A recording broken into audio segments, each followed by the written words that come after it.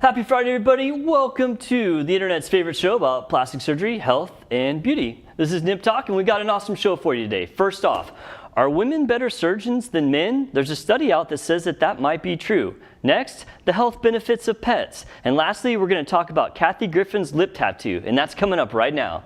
Live from Lincoln Center in the heart of the Dallas Metroplex, this is Nip Talk.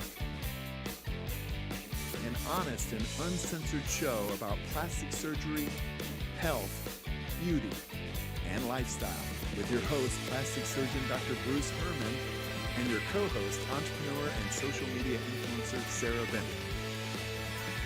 Now it's time to discuss the good, the bad, and the ugly of the topics everyone is talking about. It's time for Nip Talk.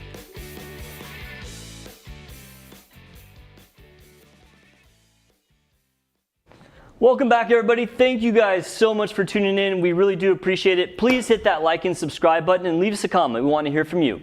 I'm your host, plastic surgeon Dr. Bruce Hermann, and with me as always is the wonderful Sarah. Hi. Looking very good in yellow today. I love that. Thanks. In the box, we got Travis. How are you, buddy? Hey, I'm good. How about yourself? Doing good, hanging in there. Really good, man. Yeah. Really good. Well, it's actually been a hard week. I'm very sad to report we lost a family member last night. We lost one of our pets, which was really trying. Yeah, we had adopted a kitten that we had found on our property. So we live out in the country, more or less in the country, and we get stray cats, occasionally, and generally they're like wild animals. You can't even get near them. I have a couple of those. Do you? Mm-hmm. So it was about 2 or 3 weeks ago, we noticed this tiny kitten, and it was kind of coming around. It wasn't running from us, and so the dogs found it one day, and so we have those giant Dobermans, like they're huge, and they had it, and they were barking at it, and it was just sitting there, just like not really kind of perturbed by them. Yeah. And I was like, okay, cat, you got my respect, and so I was like, all right, I'm gonna capture this kitten. So we captured it, and it was just like it was really malnourished. I mean, I think it weighed like just over a pound. And so we're like, well, we didn't want to get attached to it, it's like, it may not make it. And so we started feeding it, and like, it actually perked up a lot and was gaining weight and looking good. And, we're like, oh, well, it's gonna do all right. We named him Captain Frank after this boat captain we know. And so Captain Frank was our little kitten, and he was like cool with the dogs. And anyway, so like Wednesday night I went home, and he wasn't doing very well. He was breathing really hard, and I was like, oh man, that's not good, because we had a cat in the past that started breathing heavy and ended up, being something that they didn't survive from. And so we went through this whole saga. I took him to the emergency animal hospital because it was at night, right? And I was like, I'll never forgive myself if I don't take him in and the cat dies. So I took him in, and you know how vets are. They like run a bunch of tests, and like, well, it might be this, it might be that. And we're like, okay, well, what do we do? And like, well, we'll just support him. And so then the next morning I took him from the hospital to our normal vet, and they ran some stuff, and he really started perking up a little bit yesterday.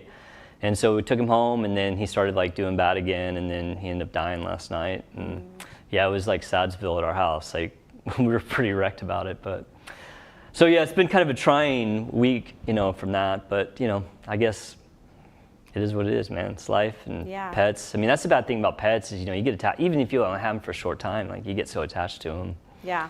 That can be hard. So you guys have pets? You have a dog, right? Yes, I have 2 dogs, and I'm like, speaking of like death, this morning Your dog? No, not my dogs. My dogs didn't do anything. It's my dog Musa killed a raccoon. A raccoon? Yeah. That's a big animal. It was a large What kind of dog raccoon. is it? What kind of dogs do you have? Anatolian Shepherd and a Blue Heeler. Okay. So my Anatolian Shepherd just stays outside. Okay, it's an outdoor dog. Pretty much all the time. I try to get him to come inside sometimes. Really? But He prefers it outside? He does not like it. He loves to be outside. The only time he'll come inside is when it's like really cold. Really? Yeah. But he killed a raccoon. I'm surprised he didn't eat it. He just killed. It was like invading the perimeter, so he went after it, huh? I was I kept noticing when I was taking Avery to school this morning, he kept looking over looking guilty or looking. Not like he was. It was almost like he was just there's something over there. Yeah. Like he was telling me there was something over there, and there was just this I brought you a present, Mom. This adult raccoon. Wow. Just there, and I felt like I was just Was it all chewed up or? No. I noticed Musa had done something because he had these little it was like blood, but little marks on his head, and I was like, those look like little raccoon Really? Oh yeah, I was like, oh, that looks like a raccoon. So it was like a battle. And he had a little Wait, did he have scratch his on rabies his shots? nose. Oh, okay, so He had like a little scratch on his nose, and I was like, "What did you do?" That's funny, like our Dobermans, well, they're really big dogs, but they generally don't kill stuff. Like they'll corner things, like and they say. Because Musa, if Musa would have saw that cat, gone. He killed it, yeah. Yeah. Yeah, our Dobes don't do that. They usually will bark and alert you that. One time they were raising hell, and I went out there and they'd cornered a frog. And I'm like, okay, thank you, dogs, Musa for likes alerting me play to the. with frogs. Huh? He'll tap the frog with his nose and watch it hop. He's like a hunter, man. Are those hunting dogs? They're protectors. Yeah. They are. So Don't touch my yard. I looked up the Anatolian Shepherd. Yeah. Because I didn't know what that looked like. Yeah, I don't know never what heard it. What does it look like? It is a big dog. How big is he? He's He's like 90 pounds. Okay, yeah. He's the runt of his family. Too. Was he? Yeah. He's from Afghanistan. Oh. Whenever my ex-husband and I rescued him. Yeah. Yeah. Travis, you got dogs? I don't. No? I did have a dog, but my ex took it when we broke up. What? Yeah. Oh my God. Yep. It That's was a bummer. it was a Schnauzer, I think is what it was. Man, I love that dog. you have to get another one day. It's I hard know. having a dog when you live by yourself, though, I bet. Yeah, dogs require a lot of time and attention, and I don't want it to be like at the house by itself. Right, yeah, no, totally. So. Absolutely. Well, we're going to talk about dogs and other animals in just a minute, because sometimes things that happen in my life spawn these segments, and so we're going to talk about pets and how they can affect our health. But first off, I do have a pretty interesting study to talk about, and this actually is related to me. Well, sort of. It's a study about, are women better surgeons than men? Oh, wow. And it's an interesting topic because I do think that it's obvious that men and women do have some different personality traits, and so are there certain personality traits that would make women better doctors or better surgeons? And this is something that has been looked at in the past and really historically has been like, it's just, everyone's more or less the same. But a new study came out just recently. It's a study out of Canada, which is interesting, and we'll talk about that was looking at the differences in outcomes between male and female surgeons. Yeah. And so it had like 1.1 million patients, and 90% of them had been operated on men and 10% had been operated on women, which actually that's kind of important because the groups are pretty different. And it looked at the death and the complication rate at 90 days in a year, and the females had an edge. And I tried to actually look at the metrics of the study, and I couldn't pull. I had to buy the study where it was posted. I couldn't look at the whole thing, which I would have liked to seen how much detail they went into as far as trying to make everything equal. Yeah, like if the surgeries were high risk or not. Right. Yeah, and it did say that it tried to equalize for those sort of things. There are some things that I think it may not have that I'll talk about. And so, in the first question that pops up, is this real? Because a lot of times studies will come out that suggest one thing or the other, and, it doesn't say, this is a truth. It says this study suggests that X, Y, Z. So the first question is, this is real? And I kind of believe it's not, and I'll kind of go into that. And because I guess the next question would be, okay, if it's real, why? Yeah. Why is it that one gender would have a better outcome in surgery? And so I think, okay, well, what makes a good surgeon? Well, intelligence for sure. I mean, you can't have people who are not really intelligent being surgeons.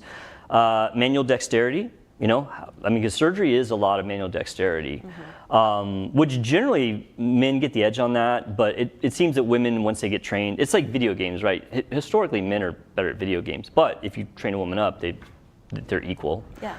Attention to detail, and that one's more or less the same. Confidence.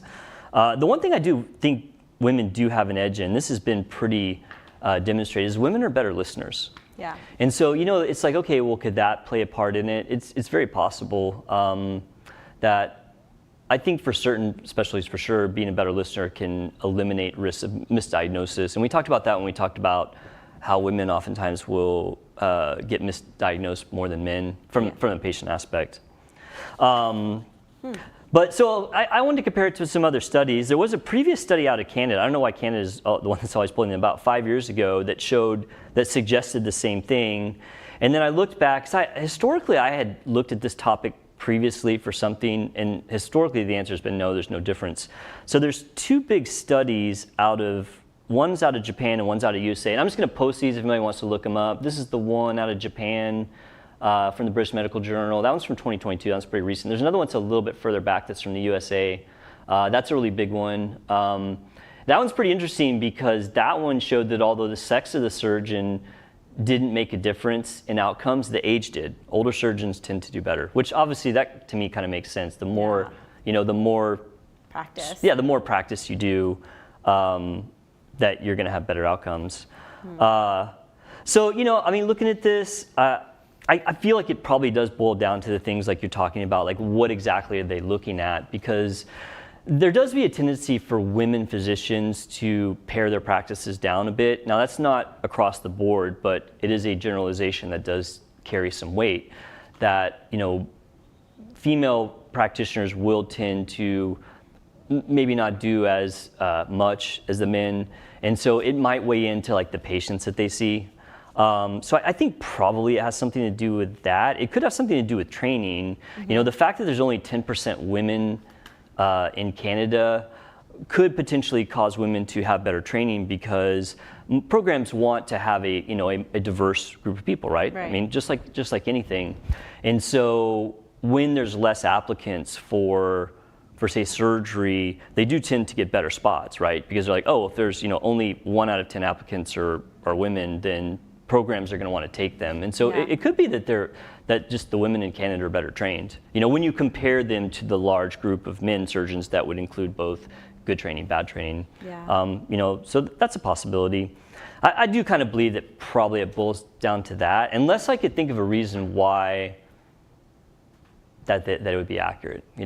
I mean, if every study said that. Why did they do that study in the first place? I mean, honestly, probably for headlines. I mean, you know how it is these days. Like something like that's going to be. I mean, it's like blowing up on social media. Like, oh, women are better, surgeons, and it makes. Was there like a concern about it? I mean, yeah, right. So I think probably because it was from that first Canadian study, which showed something similar. This one I think looked at longer metrics. I think the first one was looking at what's the 30-day mortality rate for men versus women surgeons, and women had the edge in that one too. And so I think it's the same hospital group. Were they like doing like heart surgery, brain surgery? So they were trying to equalize that, and that's why I wish I'd actually gotten a hold of the study, because I like to look at studies and pick them apart and be like, okay, because when you do that, and that was the thing that we did when we were in training, we did what's called Journal Club. And so in Journal Club, one of our favorite things to do is to actually take a study and dissect it and say, okay, is there areas of this that don't pan out? Because I mean, I don't know if you guys know this, but I mean, a lot of people that do these studies, it's not like the big famous doctors do them, and usually it's like the people. I mean, I did studies when I was a resident. I didn't know I was doing studies on molecular research. I mean, I'm not like a molecular biologist, I was just basically doing what people were telling me to.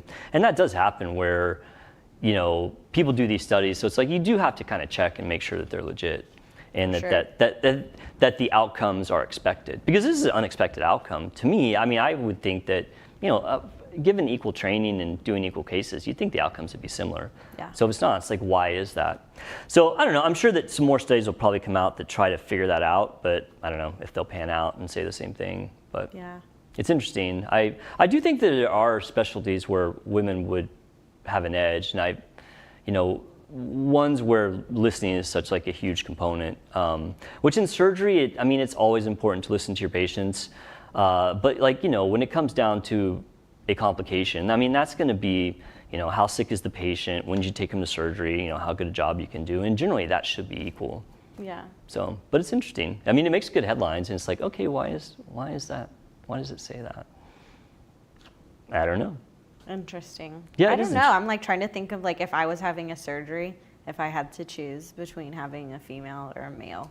Having worked with tons and tons of surgeons, I can say that I've worked with amazing male surgeons. I've worked with male surgeons who weren't great, and I can say the same thing about females. To me personally, having worked in a lot of really big institutions and just working with a lot of different surgeons in just countless hospitals, I've never really noticed a difference. I think I've had 3 surgeries. I guess you could count a C-section kind of a surgery. For sure, absolutely. So that was a woman, and then I broke my arm in 10th grade. That was a guy that fixed my arm.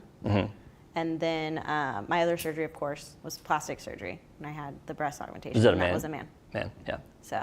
Well, I mean, the chances of you having a male surgeon are higher because men For dominate the field of surgery. Yeah, the Canada is really crazy because this one was like 90% to 10%, or maybe it was like 88 to 12 or something.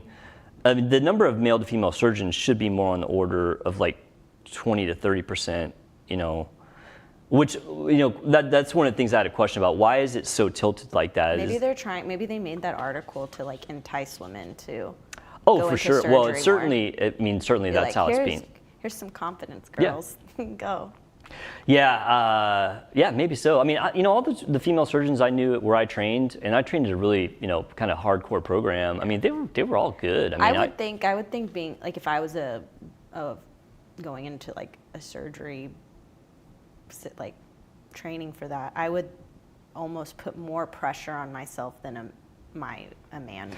It is hard like, for women. Being like, I need to prove myself more. Yeah, and I think that so does like the play girls out. That get you know, get those degrees right. might actually be probably a little I do better. think that plays out. I noticed at the program that I was at, which was a very hardcore, almost malicious program, that the women almost like overcompensated. Like, I found that the women at that program just became really hard. I mean, just like, and we all did, I mean, just to survive, but it was almost like they had to like do it even more just because, you know, historically there hadn't been as many women. Like they already had that thing on their back, like you're not gonna make it. So. Yeah. So they had to try extra. Yeah, that program at one point had allegedly had said that a woman had never finished it. Now this is like many years ago, and of course, you know, eventually that became not true. But yeah, it is interesting. I'd love to see. I'd like to see a further study that said that if they could figure out why. But honestly, I just don't think it's going to come about. I don't think they'll be like, oh yeah, this is why, because I personally don't believe that it's probably related to anything real. Yeah. Personally, I mean, we'll see. It's interesting to talk about, and it does make good headline. People are going to be talking about this for a while. Yeah. You know, so. I wonder if it'll change the amount of female surgeons or surgeries being performed. You know, my biggest concern with surgery these days, and man, me and my colleagues talk about this a lot, is just the differences in training these days and how the trainings is not as intense, meaning they don't do as many cases. Man, that whole thing about like older surgeons, like, I mean, that does hold true. I mean, people coming out like many years ago seemed to just be more confident. Yeah. And nowadays, you just, you know, historically you don't see that. Or people are having to do like years more of training to kind of get to that confidence level because of all the restrictions on work hours and all that. Yeah. It's funny, they did a study. There was a study that, you know about the 80-hour work week thing? You guys heard about that?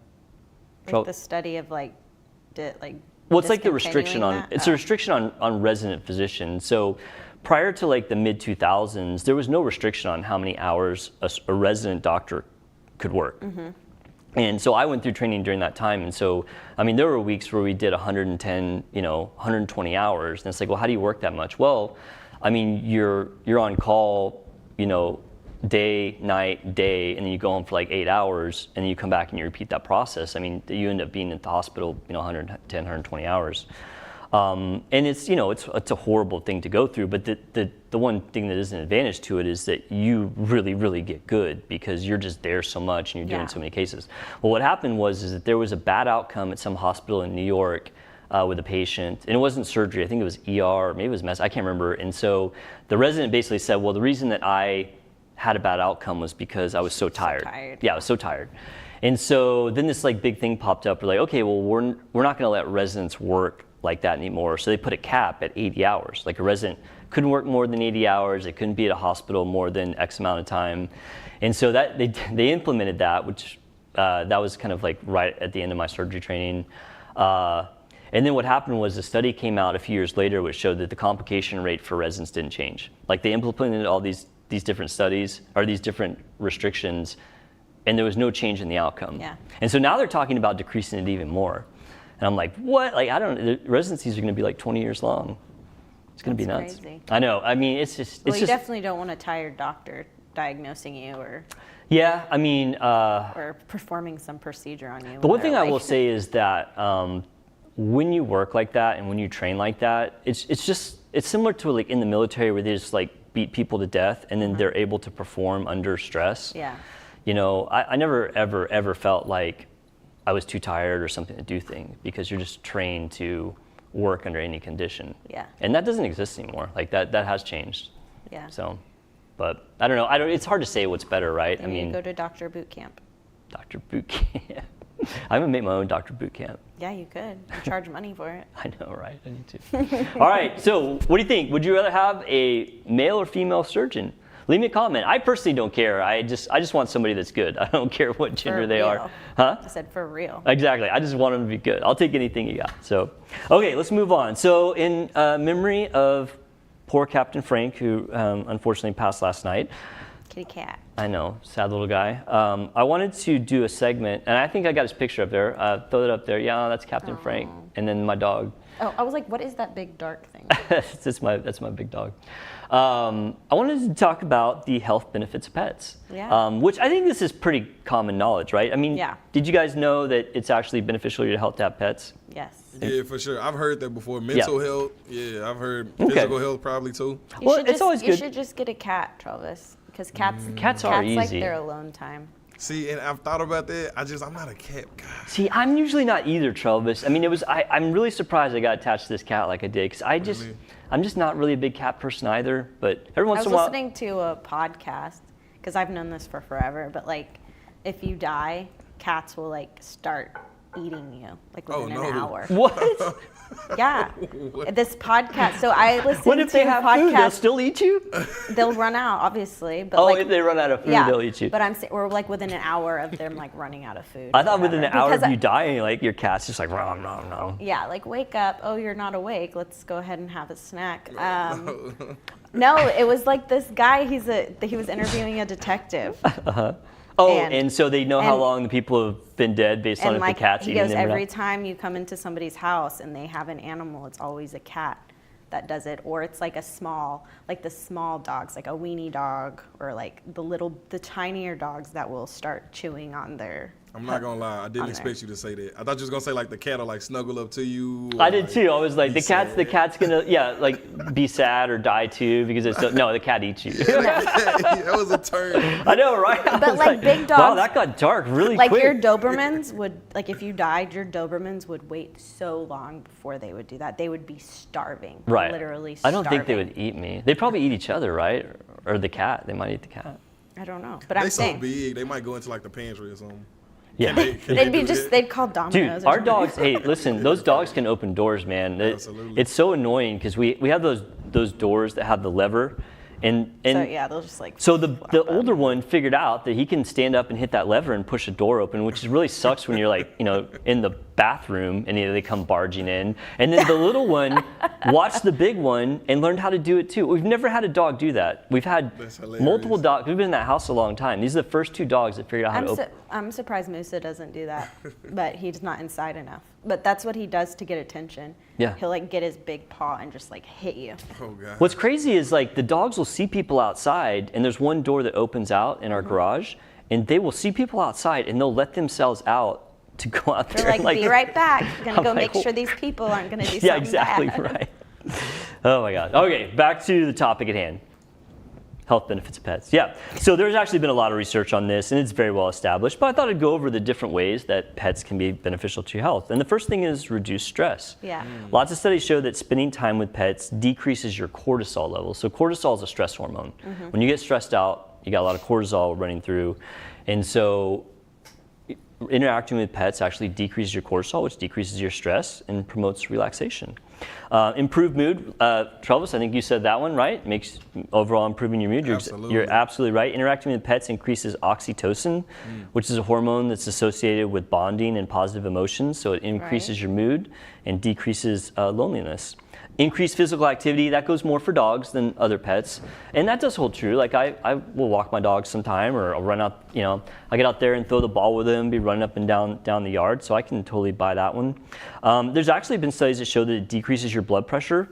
It could be related to the exercise. This is related more to dogs than cats, so I think the exercise part plays into that. Right. But also due to the decreased stress level, because stress is one of those things that can increase your blood pressure. So if you decrease your blood pressure and you decrease your heart rate, which pets can do, that improves your heart health. Right. And so you can actually make you live longer. Enhanced social interaction. I was about to say. Yeah, people who have pets tend to have more chances for social interaction, whether it be you and I sharing a story about our pets, or taking your dog for a walk at the dog park. In fact, it was funny. If somebody has an animal, if I'm out in public, I'm like, can I pet your dog? I'm like, I dog. I have to say, and this actually is really personal for me. Like, one of the ways that my wife and I actually started hanging out was she happened to mention that she had a cat. And at the time, I actually had a cat. Like, I don't historically like cats, but I trapped this cat in my fraternity house. And it was actually really, really sweet. And so I felt sorry for it. So I ended up with this cat. And so when I went to med school, I took this cat with me. And it was nice because I lived by myself. So, for all the reasons we're talking about, I had this companion or whatever. And so my wife, who at the time was just this random girl in my med school class, mentioned she had a cat. And I was like, oh, I have a cat. I was like, we should have a play date for our cats, right? Which, I really didn't want to have a play date for the cats, but I wanted to hang out with her. And so she for the longest time, she didn't believe I had a cat. She thought was like, yeah, buddy. She thought I was lying. Go back to studying. But I did have a cat, and eventually our cats became really good friends because we ended up getting married and all that. But companionship obviously help reduce feelings of isolation, and that, like I said, it's good for people who live alone, which was good for me. Stress relief, caring and bonding for pets gives purpose, and that's especially true in challenging times. So if you have something big going on in your life, maybe a separation or a death in the family, or maybe you're having hard times at work, it's been shown that if you interact with a pet and you take care of a pet, that it will help you get through that much easier than if you don't have those interactions. Interestingly enough, it can boost your immune system. And so at first I thought it boosted your immune system as an adult, but it's actually boosting the immune system of kids. Because it's not all studies that say this, but some studies suggested that if you have children and you have pets, that exposure to the animals and the hair actually desensitizes them, and they have less chance to have allergies and asthma. Oh. Versus if you don't have pets, and then they're suddenly exposed to that. Always. And then the last one, which I thought that you would love, was it encourages mindfulness. Oh, yeah. Yeah, I saw that, being present in the moment when you have a pet. Well, because dogs, aren't there forever. Yeah. Our one day is 2 weeks for them. Right. When you think about it. I know. It's always sad too. My wife and I judge how long we've been married by what set of dogs we're on. We're literally on our third set of dogs. That means we've been together forever, right? Because dogs live about 10 or 12 years. And, but yeah, it's so hard, when they pass. Yeah, my dogs are 11 and 12. Oh, are they? Yeah. So they're up there. We have one left that's older. We have a deaf dog. We call her Helen Keller. And she's 12. I think she's 12 years old. She was what kind of dog is she? She's an Australian Shepherd mix. Oh, okay. Yeah, she's a sweet dog, but she's getting up there. It's funny, the Dobermans, they're only a year old or a year and a half, and they just run, and so Helen Keller will get out there and try to chase it up. Keep calling her Helen. Well, and that wasn't her original name. Her original name was Ginger, and then she was deaf as a puppy. We didn't realize that, and so we would come home and the dog would, we'd come in and the other dog would be all happy, and she'd be like, what's going on? No, she'd be asleep. She'd be asleep. And we're like, this dog is the soundest sleeper I've ever seen. And then I was trying to train her, and she wouldn't get it. I'd be like, sit, and she'd just sit, or she wouldn't sit. And then we figured out that she was deaf. And so So did you have to use hand motions? So she knows hand signals, yeah. In fact, all of our dogs know hand signals, because once you have one deaf dog, then every dog knows hand signals. My dogs will sit if I go if I just go like that. No, the dogs all know hand signals, which I think is actually pretty cool. Well, the hard thing about having a deaf dog though is when it runs out into the yard and it's not looking at you, you have no way to control it, because unless it can see you, then it's just. Yeah. Does she look at y'all a lot? Yeah, she does. I would, because my dogs are all always just looking right in my eyes. So, oh, really? Yeah. So it's I would imagine a deaf dog would be extra. More focused. She is really sweet, but it's funny though, since she can't hear, she barks kind of weird, and she'll make really weird noises. It's just kind of funny. When my daughter was a little girl, she thought the dog was singing, and really the dog's just grooming itself, but it makes these strange, because it can't hear, right? Yeah. And it's am I being loud? I don't know. Yeah, I don't know. But yeah, so Helen Keller. Yeah. Anyway, so pets, they are good for your health. That's well established. Of course, pets do come with responsibilities, so make sure that you can take care of a pet if you're going to get one. And but yeah, they can actually make your life better. Yeah. So I agree. All right, let's move on to the last topic. So I hear you didn't hear about Kathy Griffin, because when I mentioned this, you were like, "What are you talking about?" Like tattoo lips. Did you hear about this, Travis? Kathy Griffin? No, I have not heard about this. So Kathy Griffin was posting on social media this past week. So everyone knows Kathy Griffin, right? She's a comedian, 62 years old. Yep. She was canceled a while ago. Oh, because of the Trump thing? Was it the Trump deal with I the don't head? know. She got canceled. Yeah. It was like, I think because she posted something with like Trump's head. I don't know what it was. know. Or was it something different? I don't remember. I just remember she got canceled. I remember she got in trouble for something, but I don't remember exactly what it was. But anyway, well, she's back in the news, and this time for, I guess maybe not good, but more interesting. So she got a lip tattoo. And it wasn't like a lip tattoo of... Oh my gosh, is that her? Yeah, that's her, right? So she actually posted that to her social media. She was, no, that's the real thing. Good. So she was posting this to her social media to document this experience of getting it's makeup tattoos. Did she like it? She did eventually. So she posted that, and immediately I'm like, if she posted a video or a picture of her right after she got a lip tattoo, it's going to be heinous. Because I know that for a fact, because I do lip injections, you know, for cosmetics. And when you inject the lips or you mess with the lips, they swell, and they swell badly, and they get discolored. And I was like, oh my gosh, I can only imagine what she looks like. And of course, the picture was pretty much what I thought it was going to look like. And of course, she did do follow-ups. And so throw up the first picture. That's her, right? I guess that's the day after. And it's not supposed to be that color. Like, she was going for a pale kind of pink red color. So like they're overly red. They almost look like those, remember those wax lips that you could, did they have those when you guys were a kid? I'd say they almost look like those wax lips. Like they just look like they're just so I was trying to figure out like what she looks like and that it's reminding me of. But yeah, I think it just looks like somebody with those fake lips. No, you know what it reminds me of? Miss Potato Head. Oh, Potato Head, right. Yeah, actually. So anyway, they got better, which obviously they do. So let's show the follow-up picture, Travis. Yeah, there we go. So she looks a little bit more normal there. And that's a nice color. It's nice and pink. Yeah. So I thought that was kind of cool of her to actually share, you know, her experience. And like, this is reality. Yeah, this is reality. And, you know, and I know that for a fact because I have done lip filler. And sometimes people will swell. Have you ever done lip filler? Yeah. I've never done like anything except for... Oh, just your surgery? Yeah. So lip filler is obviously very popular, but when you inject the lips, they swell up, and they can swell up quite a bit. And so it is good for people to see that is something that is not unexpected after tattooing, as it would be after. What do they put in your lips to make them like big forever?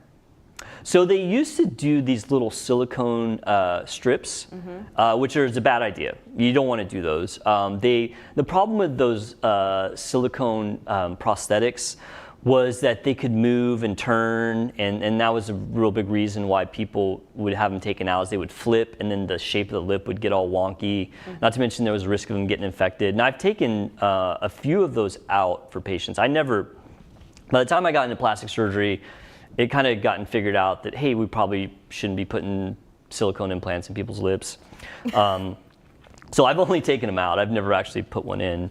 For other areas, it's not bad. Like, so when people want, like, you know, chin augmentation or cheek, if they don't want to do injections, you can do these little silicone prosthetics, and they work a little bit better for things like that than they do the lip. So so when people say they're getting lip filler, it's not, they have to maintain it. Correct. But then the thing is that it lasts over a year.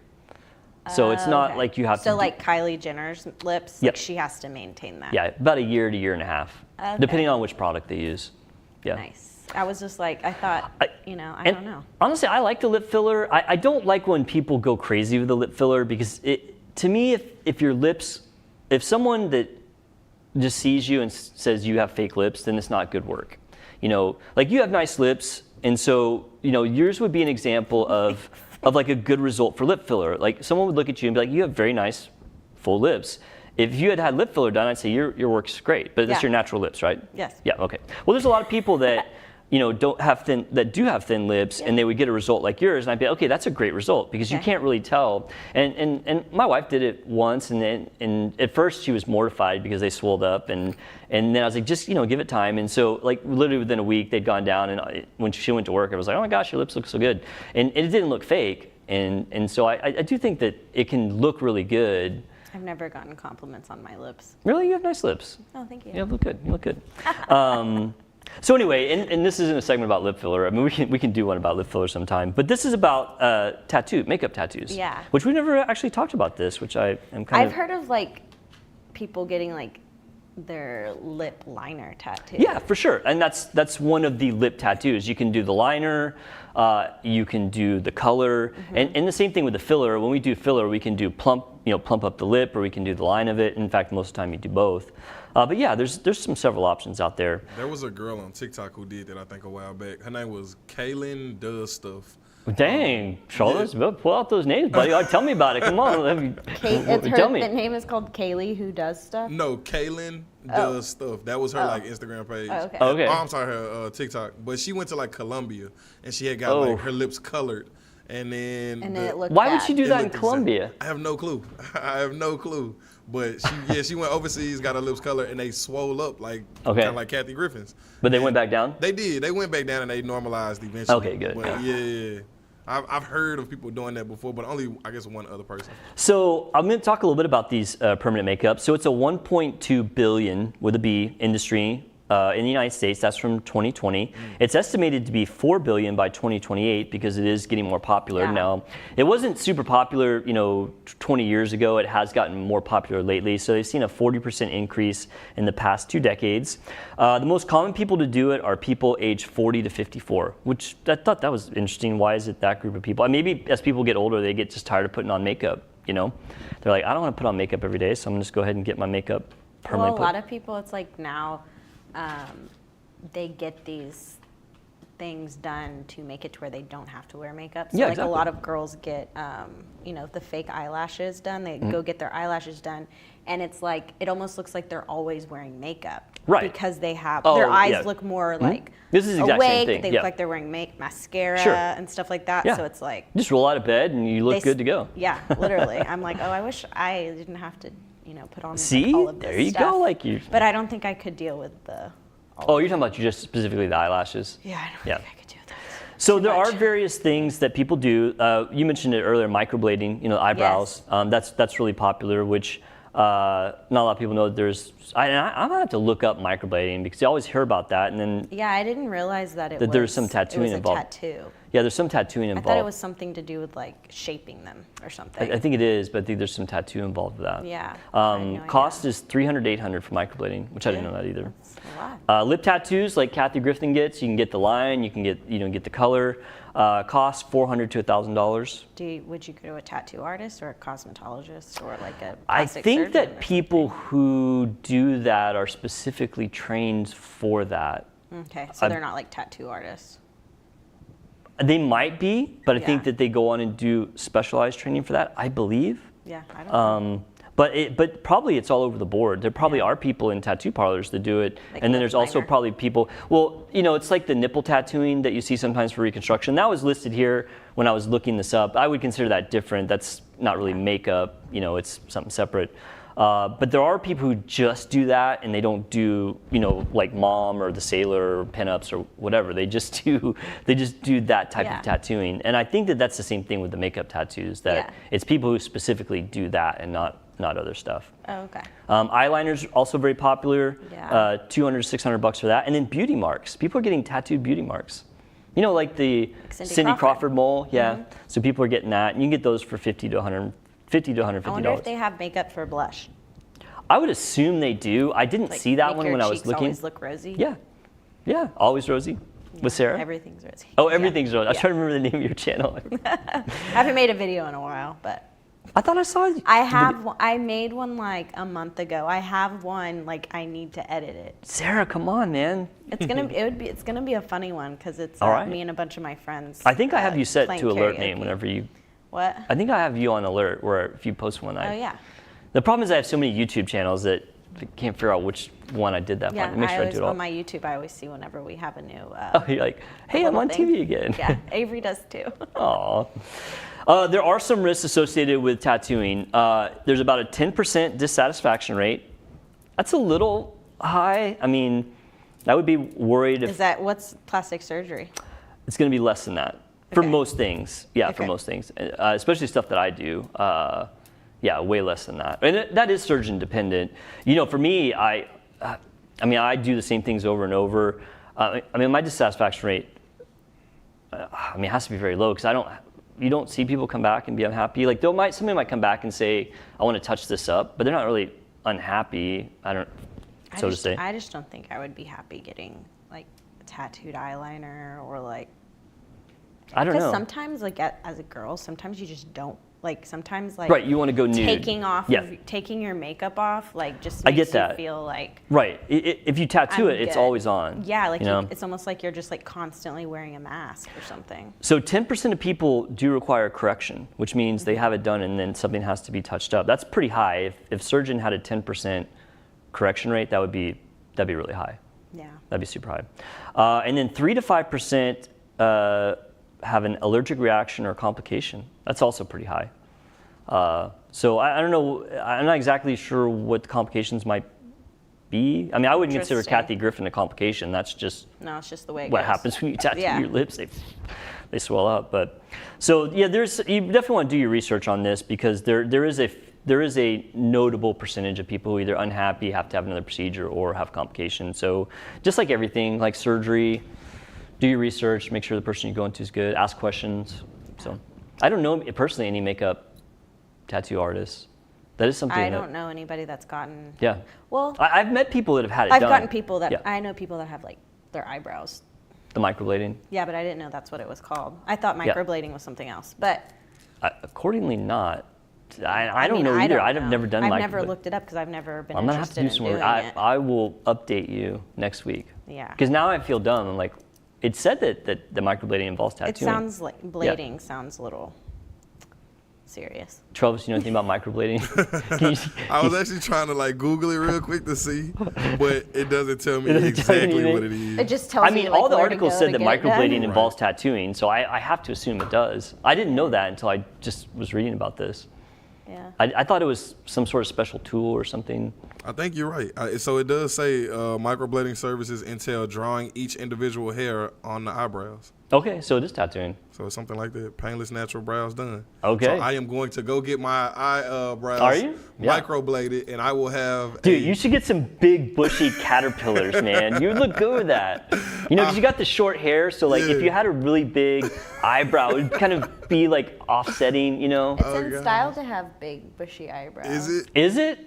I have to trim these things, man. These things will get out of control like Albert Einstein, man. My sisters were in high school, it was really in style to have those like micro. Oh yeah, the 90s. Like almost like girls would like shave their eyebrows off and then draw with a pencil. The 90s were all about those like skinny eyebrows. Yeah, and my sisters were always messing with their eyebrows. Both of y'all have pretty thick eyebrows though, and they look really good. So y'all have a good set of eyebrows. Yeah, dude, I've never messed with mine before.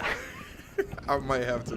Dude, I'm trying to imagine you. I'm gonna take your picture and I'm gonna like Photoshop some like like thick eyebrows on you. I can only imagine. I'm gonna bring it out next time. What's that character from? No, I guess he just has a big mustache from like Family Guy. One of the neighbors. Oh. He has that big. I don't watch Family. My daughter could tell you. And he got his own show. Oh, the American Dad guy? No. No, not Is him. it Cleveland? Yes.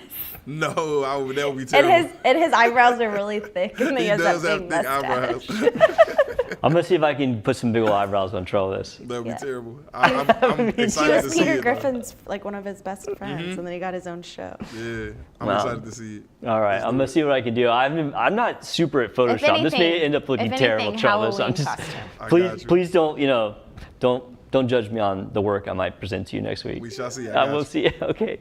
All right, everybody. I think that's all the time we have today.